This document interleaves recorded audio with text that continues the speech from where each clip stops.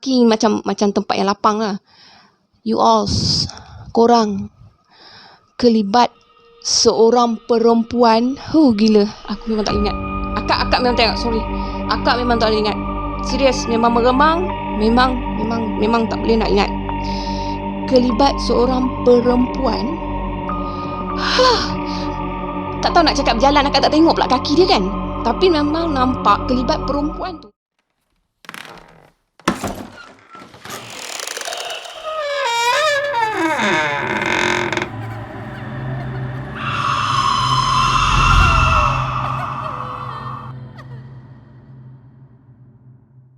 Hai guys, Assalamualaikum. Terima kasih kerana mengikuti Cengkeh Channel. Malam ni akak nak ceritakan pengalaman akak yang menyeramkan, pengalaman akak sendiri, kisah akak yang berlaku pada akak sendiri di UiTM. Kejadian ni berlaku pada pertengahan tahun 2000. Kejadian ni berlaku di salah satu kolej, iaitu Kolej Seroja. Jadi akak ditempatkan di Kolej Seroja sebagai pelajar baru. Jadi akak perlu melalui orientasi, iaitu minggu induksi bersama dengan senior. Jadi pada minggu tersebut akak memang bela-bela. Biasalah budak baru nak masuk ke alam baru, alam universiti, alam asrama. Jadi macam satu perkara yang macam blur macam tu kan. So dalam orientasi tersebut kita orang diasingkan di antara junior dan juga senior, sebab minggu induksi kan, minggu memperkenalkan senior kepada junior. Jadinya kita orang diasingkan. Jadinya kisah seramnya pada suatu malam, satu kejadian yang amat pada akak amat menakutkan lah. Sebabnya first time untuk akak lihat dengan mata akak sendiri macam mana kejadian histeria yang berlaku secara beramai-ramai. Jadi biasa kalau di kampung kita berlaku histeria, gangguan macam ni biasa seorang macam tu lah kan. Tapi di asrama ni, di Kolej Seroja ni, dia berlaku secara beramai-ramai. Maknanya tempikan demi tempikan berlaku. Jadi kejadian tu membuatkan akak rasa macam takut dan tertanya dan macam terkejut. So jadinya akak tengok masa kejadian tu ustaz berlari dalam keadaan yang panik. Senior pun berkumpul membawa kawan-kawan akak yang memang akak tak kenal, budak-budak baru yang mengalami masalah tu, naik ke tingkat 2. Tingkat 2 ada surau kecil lah. Jadi mereka dibawa ke sana dalam keadaan histeria, menjerit-jerit apa semua, dan dalam keadaan panik tu senior-senior lain akan bawa pelajar-pelajar yang macam akak dan yang lain yang tak diganggu untuk balik ke bilik. Jadi masa nak balik ke bilik, akak ingat lagi masa nak balik ke bilik tu akak tanya dengan seorang senior yang bertugas tu lah. Akak tanya pada senior bertugas tu, "Kak, apa yang berlaku sebenarnya kak?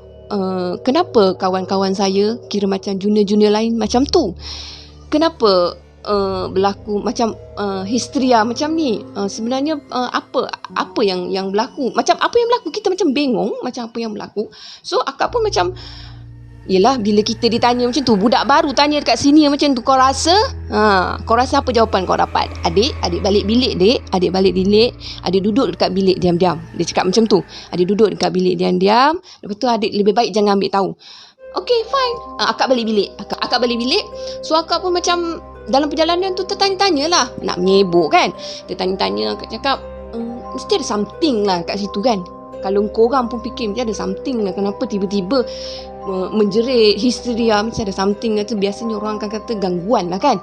So akak pun balik bilik, dan perjalanan balik bilik doktor fikir sampai dekat bilik itu, mulut ni nak menyebuk, nak bertanya, duduk nak bertanya, tanyalah pada akak yang bertugas. Sebab akak ditempatkan berada, setiap junior akan ditempatkan berada dengan senior. Akak pun tak faham lah sistem dia kat situ. So akak masuk dalam bilik dan akak beranikan diri. Yelah, siapa cakap berani kan bercakap dengan senior-senior, tambah kita budak baru, mesti takut-takut kan. So akak dengan rasa takut lah, akak cakap lah, "Kak, sebenarnya apa yang berlaku?" Akak tanya pada senior, "Kak, sebenarnya apa yang berlaku kak? Saya sekadar nak tahu kan." Kita dengan merendah diri bertanya dengan hormatnya kan. So senior ni lain. Senior ni tak sama macam senior bertugas yang dekat luar tadi. Senior ni dia bercerita dengan akak. Jadi akak pun macam, tapi sebelum dia bercerita dia cakap macam ni, "Dek, adik kalau ada nampak sesuatu yang pelik ataupun sesuatu yang macam adik rasa macam sesuatu yang mencurigakan macam tu, yang pelik lah, adik better cari senior-senior ataupun cari kawan-kawan. Adik better jangan ikut benda tu." So kira macam akak cakap, oh ada something lah ni kan, ada something yang dirahsiakan. Kak, apa benda tu? Jadi macam tu. Yang akak senior ni pula baik hati pergi cerita 100% pada akak. So akak ni pun cakap, "Adik, kolej ni dulu pernah berlaku kemalangan jalan raya melibatkan seorang pensyarah yang sedang sarat hamil. Untuk pengetahuan adik, kejadian berlaku betul-betul depan kolej. Betul-betul depan kolej, sebab depan kolej akak ni, kolej Seroja ni, dia ada satu bukit tau. Dia satu bukit yang tinggi. Mungkin pensyarah tu los untuk drive kereta menurun. Jadi aksiden tu berlaku betul-betul dekat bawah bukit tu, betul-betul depan pintu pagar kolej tu. Jadi masa kejadian bayi dalam kandungan tu dilahirkan, tapi yang sedihnya ibu dan bayi tak dapat diselamatkan. Kedua-duanya meninggal di tempat kejadian. Jadi jenazah kedua-duanya dibawa ke kolej Seroja untuk dimandikan, sebab pensyarah tu adalah sebahagian daripada kira macam penghuni di kolej tu, macam pensyarah yang orang kata pensyarah yang menjaga kolej tu lah, lebih kurang macam tu lah kan. Ini kata senior, ni cerita senior akak lah. Jadi pensyarah tu dimandikan di kolej Seroja 2, tempat akak orientasi, dan akak tinggal masuk orientasi. Dan bayi pensyarah tu dimandikan di kolej Seroja 4. Nak dijadikan ceritanya lah, dimandikan di kolej Seroja 4. Jadi alkisahnya sekarang ni, selepas kejadian tu macam-macam gangguan datang. Senior cakap ada gangguan bayi yang merangkak daripada kolej Seroja 4 merangkak ke kolej Seroja 2. Kata sini akak, dia pun mungkin dengar daripada senior, mungkin bayi tersebut mencari ibunya. Ada pula yang cakap nampak kelibat perempuan yang berjalan melalui daripada kolej 4, daripada kolej 2 menuju ke kolej 4 untuk mencari anak dia, baby tersebut. Dan akak sendiri nampak perempuan mendokong bayi yang baru lahir. Macam mana bayi baru lahir dokong macam mana, macam tu kan, berjalan. Tak pandang pun akak pandang pensyarah tu, tapi akak tak tahulah tu pensyarah, tapi akak tak tahu tu jelmaan kan. Tapi akak pandang, akak tengok dalam keadaan blur. Tengok mungkin ni isteri ustaz kot, mungkin ini pensyarah yang tinggal kat sini kot. Kita berfikiran macam tu lah kan. Tapi alangkah terkejutnya akak cakap tu terang, memang meremang bulu roma. Memang masa tu akak rasa memang nak terkencing. Memang masa tu akak rasa, ya Allah, kata kenapa aku nampak benda tu. Jadinya bengong. Jadi untuk meredakan ketakutan akak, senior tu pun macam dia bawa kita untuk baca something, baca ayat-ayat untuk redakan ketakutan akak. Tapi akak nak share dengan korang, bila kejadian tu berlaku pada korang sendiri, pasti dan sangat pasti korang akan buat benda yang sama. Kalau korang nak ke tandas, korang mesti bawa kawan. Betul ke tak? Kalau korang berani pergi tandas, korang memang hebat. Tapi akak lepas tu nak ke tandas pun, akak rela tak kencing daripada pergi tandas sorang-sorang. Bunyi air tandas tu pun dah menakutkan akak tau, bila akak kenangkan akak nampak kelibat tu tau. Lepas tu nak dijadikan ceritanya lah, nak di alkisahnya lah. Kiranya akak cuba melupakan kelibat tu. Selepas minggu rotasi, tak silap akak, lebih kurang tak sampai kot. Selepas minggu rotasi seminggu. Jadi selepas tu akak stay duduk dengan senior tu apa semua.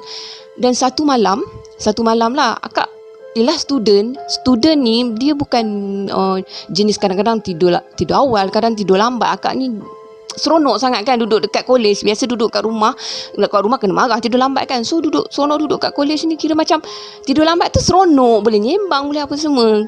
Jadinya satu malam tu memang akak rasa dalam lebih kurang, kira embun dah naik, kira lebih kurang pukul 1 pagi lah kot kan.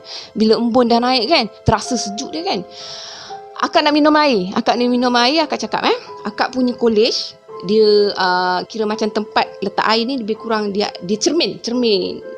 Kira bukan cermin sliding yang moden tu tak, dia macam cermin tingkap. So akak dekat situ sambil-sambil nak buat nak godek air, sambil-sambil nak godek air. Lepas tu akak pun tengok dekat luar cermin tu. Akak tengok kat luar cermin tu, rasa macam belakang tu dia macam parking macam tempat yang lapang lah. You all, korang kelibat seorang perempuan. Gila, aku memang tak boleh ingat.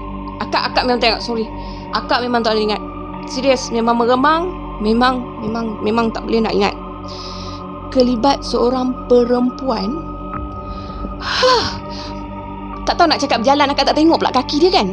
Tapi memang nampak kelibat perempuan tu bergerak.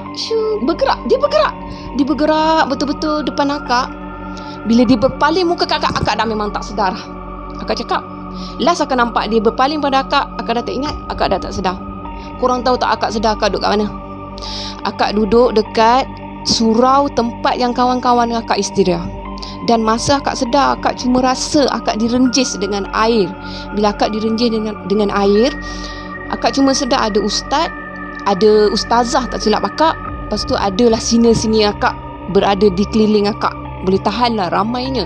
Tapi bezanya kejadian kawan-kawan akak beramai-ramai, tapi kejadian akak seorang. Akak menangis masa tu. Akak menangis. Ustaz tanya, jangan cerita apa yang awak nampak. Ustaz cuma cakap, jangan cerita apa yang awak nampak. So akak rasa macam, ya Allah, kata macam bingung. Macam mana perasaan korang bila korang dah terkejut, bila korang cuma menangis. Dan akak cakap, malam tu akak stay kat surau tu. Sebelum esoknya akak nak tenangkan fikiran apa semua. Jadinya moral daripada kejadian ni, sebenar-benarnya lah akak cakap kan, akak nak nasihat korang. Kalau korang macam mengetahui sesuatu yang tak perlu korang tahu, rasanya korang tak perlulah sampai nak bertanya dengan orang, dengan senior. Kenapa? Mungkin itu adalah feedback daripada akak yang terlampau menyibuk nak bertanya, kenapa kak. Jadi perkara yang kita tak tahu, yang pernah berlaku, lebih baik dibiarkan tak tahu. Bila kita tahu, sesuatu yang akan bermain di fikiran kita, di imajinasi kita adalah ketakutan yang amat sangat sampai makan diri akak. Jadi daripada kejadian tu, seingat akak tak tinggal lama kat Seroja. Sebab akak tak boleh stay. So akak masuk semester kedua, akak dipindahkan ke college lain. Dan alhamdulillah akak dapat buat pertukaran untuk ke college lain atas sebab-sebab tertentu.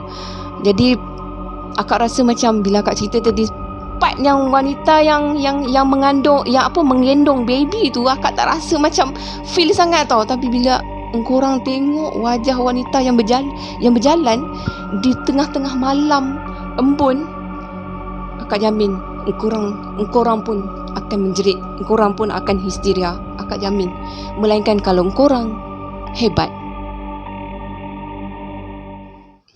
So akak ada lagi kisah di Seroja, masih lagi di Seroja 2. Akak ada lagi kisah seram, tapi masa tu akak bukan lagi tinggal kat situ. Akak cuma orang kata menompang di bilik kawan akak untuk buat assignment yang diberikan. Tapi untuk mengikuti kisah tersebut, korang janganlah janganlah lupa untuk like, untuk share, subscribe. Mak tersasul kau. Subscribe dan follow akak punya Cengkeh Channel. Terima kasih.